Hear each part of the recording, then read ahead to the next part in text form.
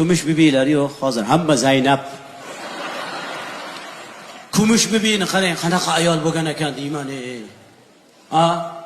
Qodiriy bobomiz ham fantastik asar yozgan ekan o'tgan kunlarda. Otabek ikkinchi xotinga uylanayotganini eshitgan Kumush ko'zida yosh bilan Otabekning oldiga kirib keladi. Otabek kitob o'qib o'tirgan bo'ladi. Ko'rganmisizlar? O'sha joyini Doniyor aka bir narsa qiling-da. O'xshat beraman.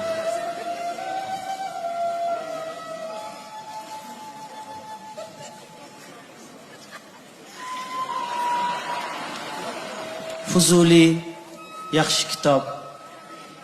Men ham yolg'iz qolgan kezlarimda shu kitobdan aslo boshimni ko'tara olmas edim. Qarang, Fuzulidan gap boshlayapti. Ikkinchi xotinga uylanayotgan eriga.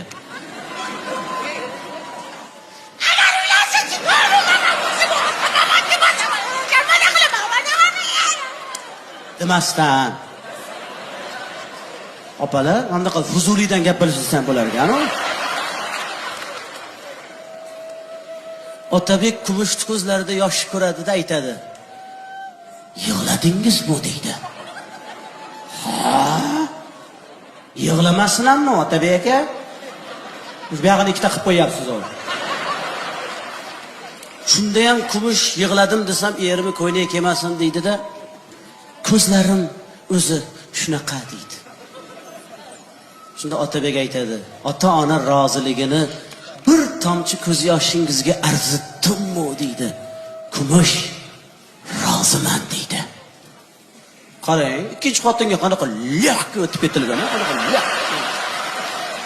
Bilim nega ham o'sha yerda kinoda shunaqa joyi borligini.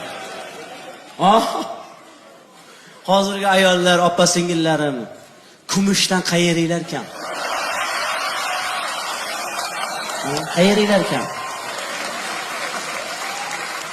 Bir og'iz aytinglar, bir og'iz. Begim, men bir o'zim sizni ko'nglingizni ovlashga ojizmen.